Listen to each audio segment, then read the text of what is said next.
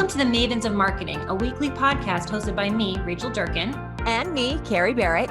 We talk all things marketing, innovation, sales, and business growth strategies, and the standard tried and true marketing techniques. Come for the conversation, stay for the savvy insights. And the borderline inappropriate jokes.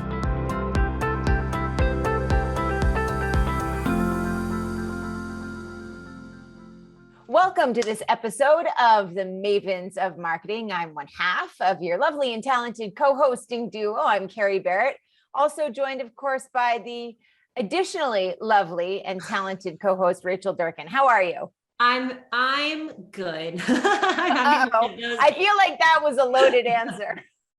Well, when we got on the call, Carrie and I were on just got on the Zoom meeting, and I was telling her, I said some bad words, and then our guest jumped right on in between it. I don't know how much you heard there, John, but I'm having a great day today.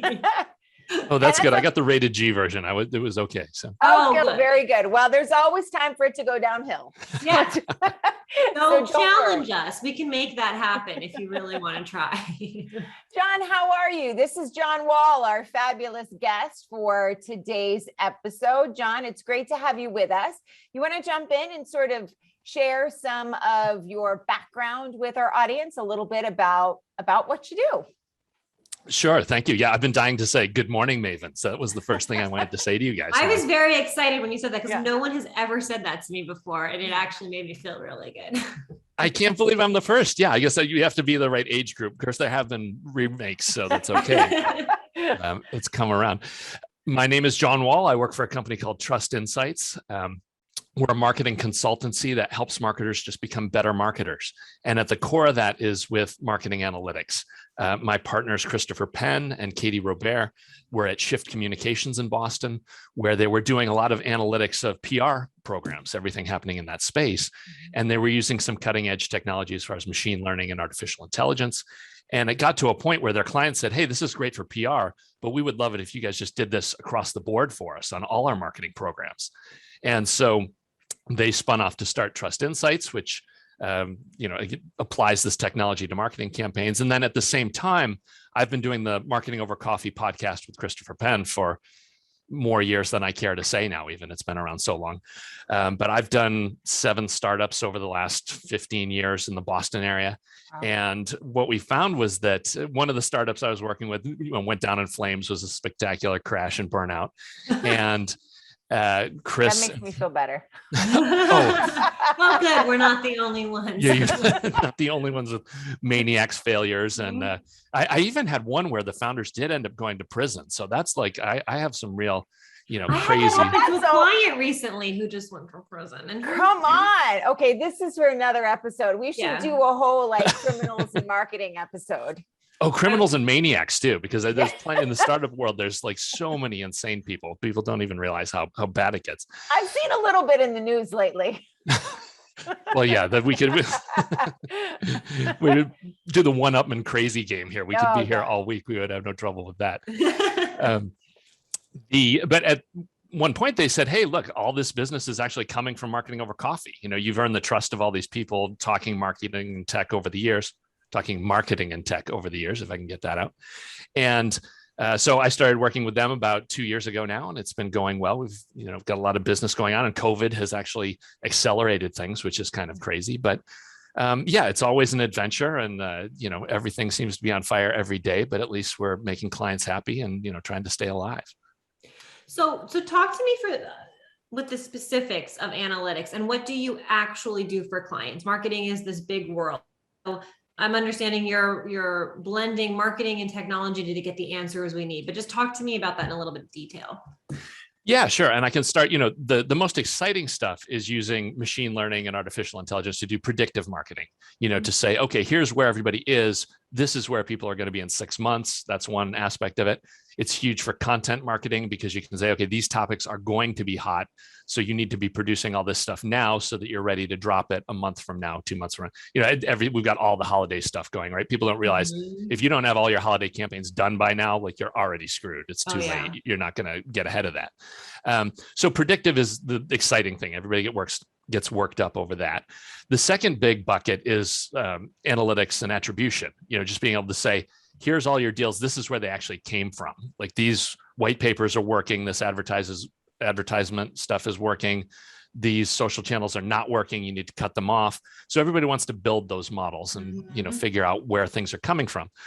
And again, people get all excited about that too. But then the reality is, all of this is powered by the data that you've got underneath. And 95% of the people that we talk to, the data is an absolute mess and the integrations aren't working. And, 90 is generous. I would say 99. But well, yeah. And even some of this stuff we've seen, you see these CMO studies where like 1/3 of marketers say they don't make decisions based on data at all. Like they just wake up in the morning and whatever they had for breakfast defines their strategy for that week.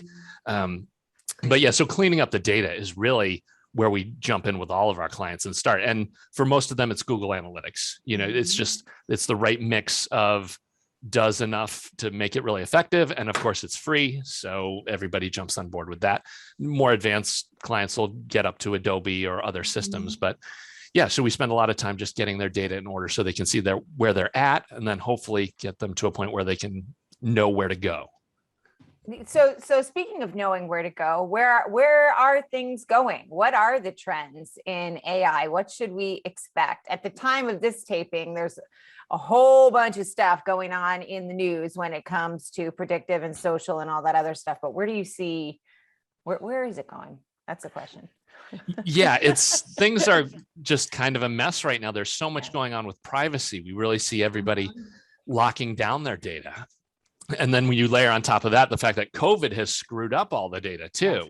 So the predictive has really taken a backseat. Pretty much everybody's just going day to day, trying to figure out what will come next.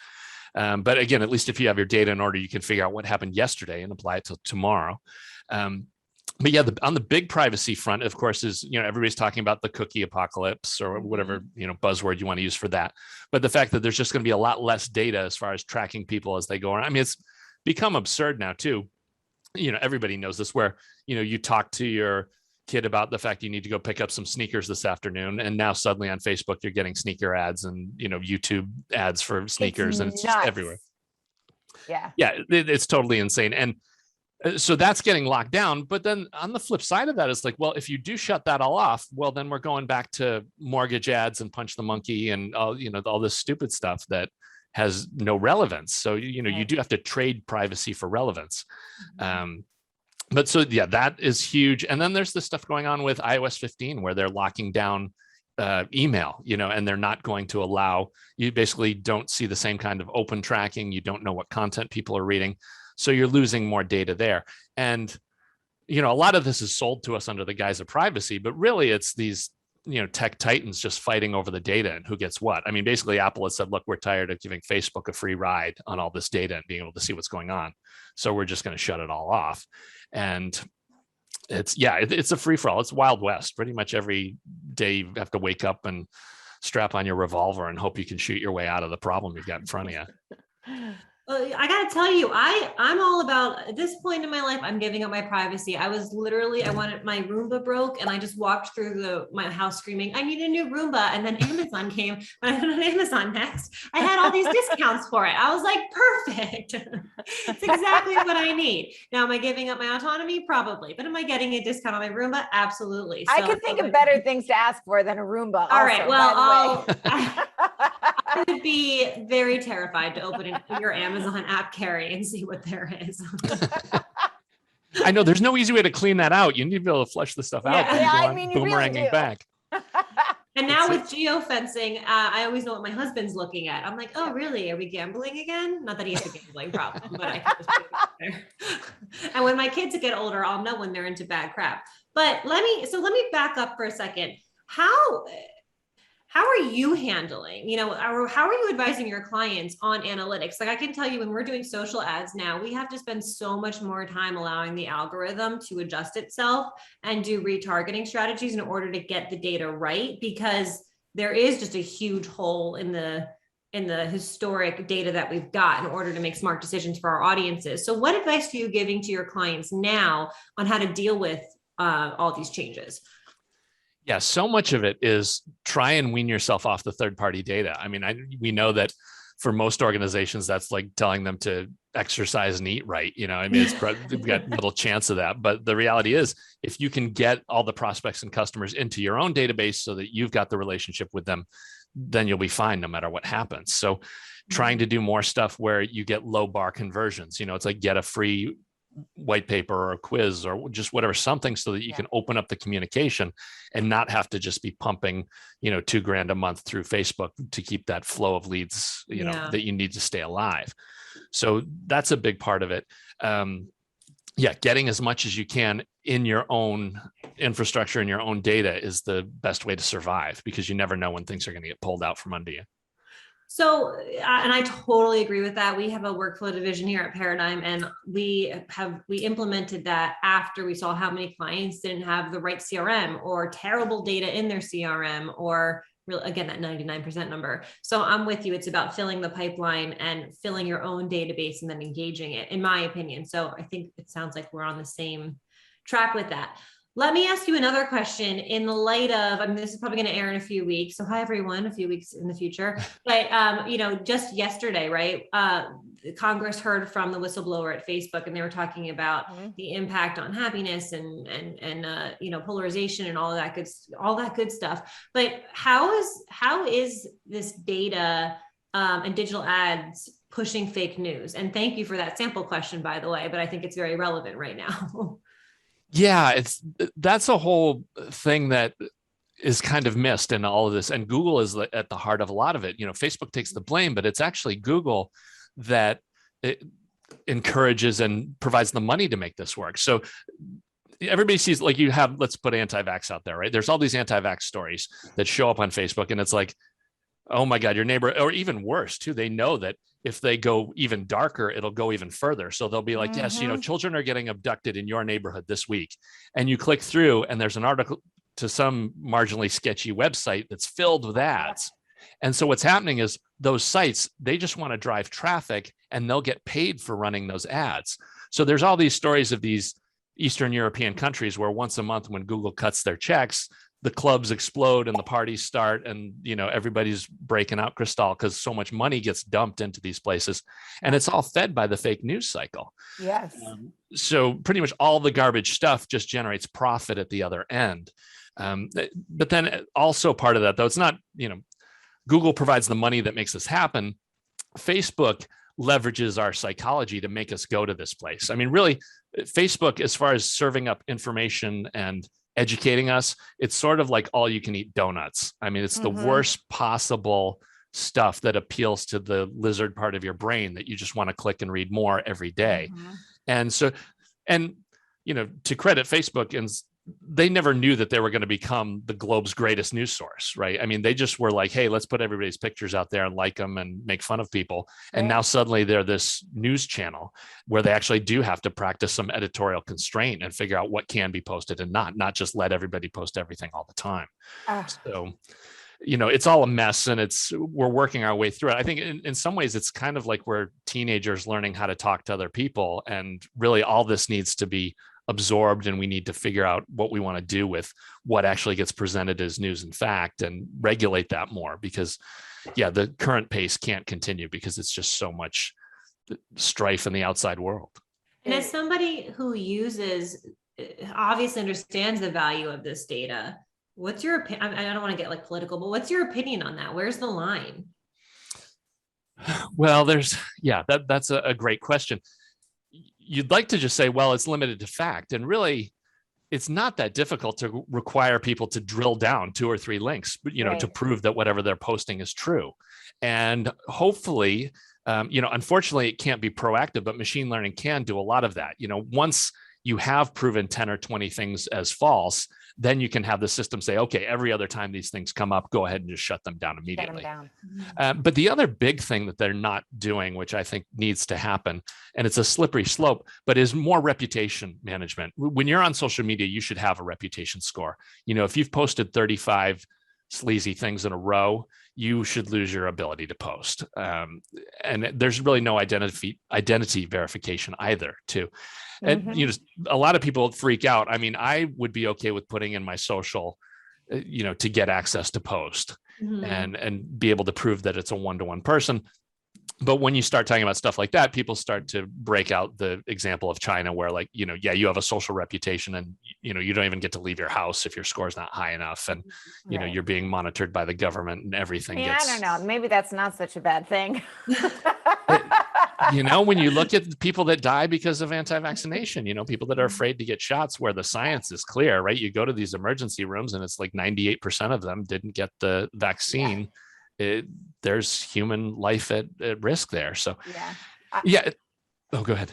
No, I was just going to say, as a former journalist, I appreciate you bringing this up. And I know we're sort of veering a little bit off topic, and I can bring it back in a second. But I often got questions about, well, how do you figure out what's fake news and what's not? I'm like, the stuff that you see on your mainstream media, there may be bias, but none of it is fabricated. The stuff that you completely, right? There may be some opinion that's thrown in, but it's not fake. It's the stuff that you see where you're right. You dial into a link and it's some like very marginally available website with all sorts of ads. That's what fake news is. It's fabricated. It's not the stuff you're seeing on NBC, ABC, Fox, or CBS, or wherever it is that you get your news. So thank you so much for bringing that up, because I would get that critique all the time, and it's coarsened the discourse to a large degree across the entire country. And I'm already pretty coarse, so that's saying something. And to bring it full circle, and then Carrie, I know a question you're going to ask, so I'll let you ask it, but to bring it full circle, I think that's the danger. I mean, there's a huge benefit to AI. I said it myself, I'm all for data. I like my Roomba discounts, but I think there's a danger of AI in that it's just following the algorithm. What do these people want to see? What will they click on? What will the impressions be? What will the conversions be? And when we set the AI and tell it to get smarter based on those factors, it doesn't consider the type of content or the relevancy or not the relevancy, but the truth of the content. Yeah. So, I mean, Carrie, I don't know if you want to ask about AI now, but I think it goes full circle. 100%. I mean, and I think it's applicable also to what we do as marketers, clearly. So you mentioned machine learning. We obviously talked a little bit about AI. It's not the Jetsons. I don't think anyway. Maybe it is. Maybe that's coming. But how does AI help marketers, and how do they use it now to get an advantage, taking into account especially all of the changes that are happening? Yeah, that's a great question, because AI is such an interesting twist from everything else that we've dealt with in marketing before, in that, really AI and machine learning is just math, right? It's algorithms and it's other calculus to figure out where things are going. But it's kind of been sold to us as like the next big marketing thing, but it's really been around since the late 50s, right? That's when the original artificial intelligence discussions happened. And the problem was that they came up with all of this math and they didn't have the computing power to do it until about the last 10 years, where we could really make this go forward. But yeah, even so, my co-host at Marketing Over Coffee just says AI is math now. He doesn't even say AI anymore. And I'm like, Chris, you can't do that, because nobody wants to listen to math with Chris. Like, that's just not going to work. It's got to be artificial intelligence. But really, everything about this is to, again, just process more data than you've ever had the ability to churn through before. So a lot of the stuff that we do is like text mining, where you could get 30,000 articles that have been published in the last 4 days and find out what the top 3 topics are, on those kinds of things. Or network graphing for influencers, be able to look at Twitter or Instagram and say, these are the 10 people who they're not the most famous, but they do have the most reach. Like, the famous people listen to them. And you can usually get those people for 1/10 of the cost of what you'd be paying for a Kardashian or whatever. And, you can get out there and get more done. So there's a lot that goes into it, but I did want to mention, you hit a great point about, the things being biased or going in the wrong direction because of the algorithm. And that is a huge part of machine learning and AI application right now, is reviewing bias. Like, why, shocker, these algorithms are written by middle-aged white men. Why are they suddenly racist and misogynist? Like, look where the initial values came from. And there's all kinds of case studies of AIs going off the rails, where they just let them out in the public for a day or two and they come back being angry racists. And, it's just, almost cliche by now, the way these things happen. But so yeah, there's a lot going on to that. But the big thing is just that if you've got all this data, you're able to churn through it, in an amount of time that would have been impossible 10 years ago to get some insight and understand where you need to go. So let's talk about the specifics of analytics and how to apply it. I believe that stat of 1/3 of marketers don't use analytics, and I know quite a few who do. So it might be a higher number than that, or who don't. But how do you go about it? I'm a big believer in Google Analytics, and yes, you can take it to Adobe to the next level, but there's also in my opinion, sometimes an analysis paralysis in the data, because data can be looked at in so many different ways and cut so many different ways. What do you pay attention to and what don't you? And what are maybe a couple of things that marketers can do to improve their decision-making processes, this week? Yeah, sure. There are some really simple things you can do, and just you don't even have to have a full-time marketing staff or a data scientist, right? You can just get Google Analytics up and running. And the big two things to do there is any outbound links you've got or links that you use in ads or in other third-party places, you want to use what are called the UTM codes. You actually apply a code to the end of that link so that when it's clicked, it tells Google Analytics where it came from. And so at the end of the month, you'll be able to go back and look and say, okay, this piece ran over here. We got 35 people in from this. And, this one here generated 10 and this one didn't generate anything. And you can look at all the different channels and say, oh yeah, Facebook does better than Twitter for us. It's just amazing how many times we'll run the stats on a client site and see that, LinkedIn is generating 10 times the traffic of Facebook, but they'll be like, no, we've got to keep running these Facebook ads. So, we know that eventually those pay off, and it's not driven in data. It's just belief that somewhere it comes through, but you can get yourself to focus on the right channel. The other thing besides the UTM codes is having goals in Google Analytics. You can set up, okay, when this page gets hit, you need to tick the counter and say that was a win, and we got one there. And so, it's easy for e-commerce. You do that on a thank you page, but for any other company, you can do it on, downloading a white paper or signing up for a webinar. Just have 5 or 6 different checkpoints. You get up to 20 in Google Analytics that you can track. And so by having those, then you can cross both that data and say, okay, all the stuff that came from this channel, they provided the most that grabbed this white paper. And so you get a better idea of where to focus. We really want to have smaller organizations only working on 2 or 3 fronts for marketing programs. You don't want to be, so many companies do this deal where they get $100,000 and they sprinkle $2,000 in 50 places. Mm-hmm. Right.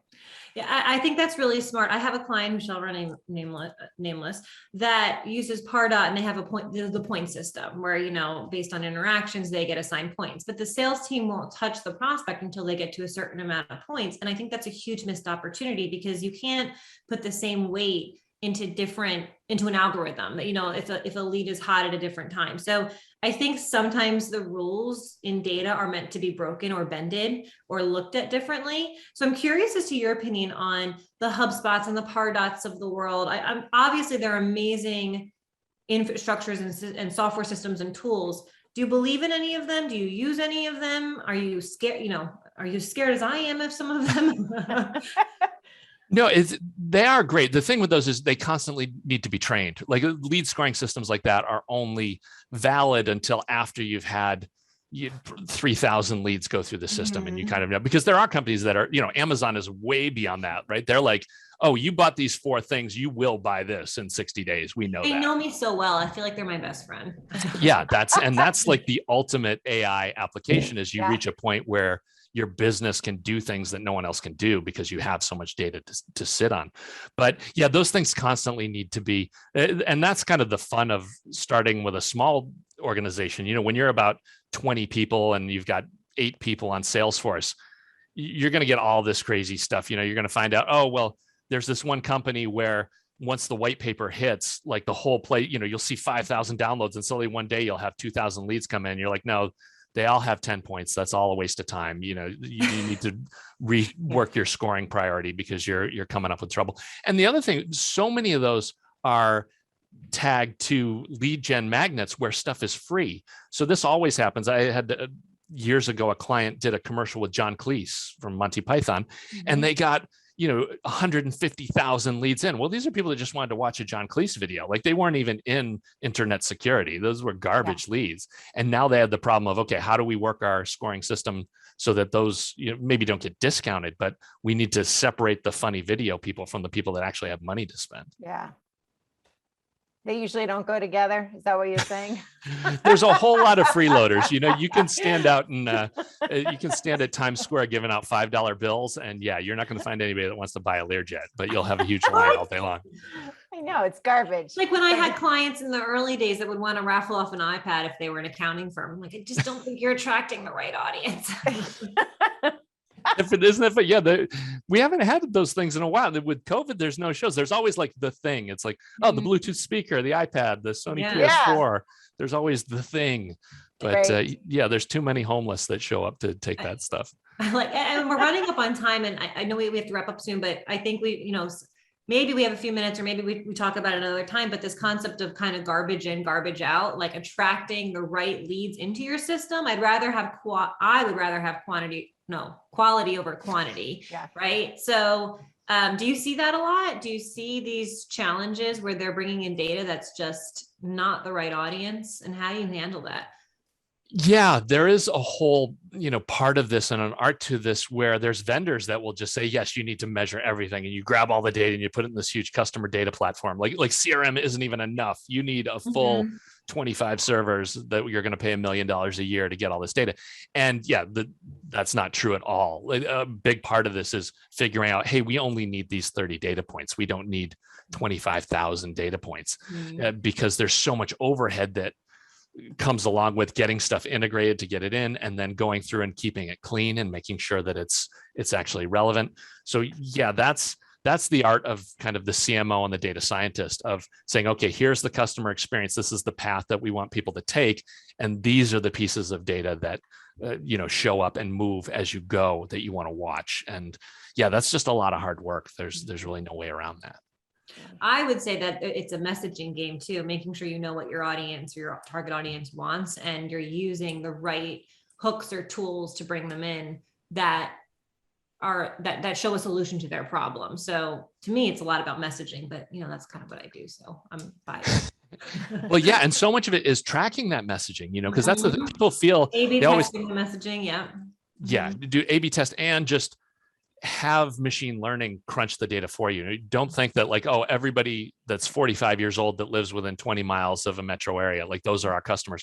Like, no, that may not be the case. Make sure that you look at everybody who's bought and actually see, or better yet, have an algorithm point out to you what the factors are. A great example of this is we were doing a lot of work for churches.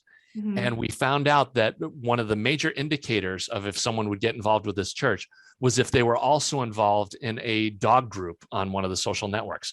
People who had pets and would go to pet related things were the same kind of people that would want to get involved in the social activities at a church.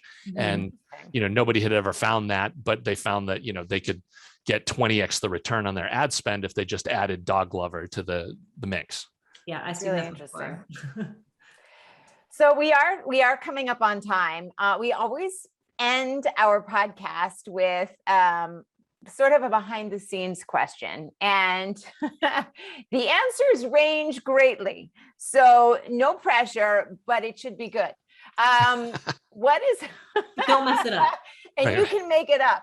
We won't tell. It can be fake. Fake news. Here we go. Part out. Yeah. Send that algorithm for a total loop right now. John Wall, what is the strangest thing that's ever happened to you? Business, personal, whatever. Strangest thing ever. Well, yeah, we had talked about this pre-show. I was at a startup where the founders ended up going to federal penitentiary. Like they had been running, they had artificially inflated the income, had run money into Bermuda. And a couple years later, they wanted to sell the company, and it made it too suspicious that the company suddenly started really doing well.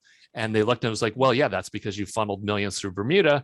Come get all expense paid here now at the federal penitentiary. So those guys all went to jail from that. And yeah, that's the craziest.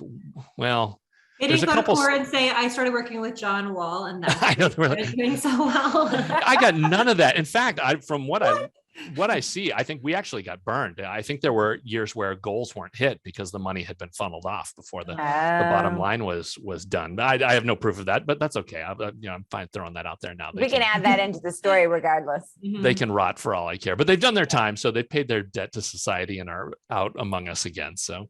Oh yeah. So you want to give us their names? Well, links in show notes. Get him in trouble right now. I'm just teasing. Get 3 hats and a cut. There you go. Where can people find out more about you? Whether it's about your podcast, whether it's about your business, where should they look you up, John? Sure. Trustinsights.ai is where you can find out about all that work stuff. Marketingovercoffee.com is where we're always talking marketing and hardcore geek stuff. So if you want to get your nerd on, you can swing over there and see what's going on. Very good. Thank you for joining us. It was a pleasure to have you with us. Oh, thanks. The pleasure is all mine. I appreciate it. Love to come back sometime. Please, please, please do. And for our audience, thank you once again for joining us for this episode of the Mavens of Marketing. We'll see you back here next week, same time and same place. See ya. It's a teaser. Coming up on the next episode of the Mavens of Marketing, every single thing you have ever wanted to know about SEO and more. Okay, maybe a little bit of an oversell, but truly, how big of a difference can SEO make? And if you're looking to hire someone to help you with that endeavor, what are the things that you need to be looking at? We are joined by Steve Weideman, known as the MVP of the SEO world, and he's going to share all of his tips and tricks with you. See you then.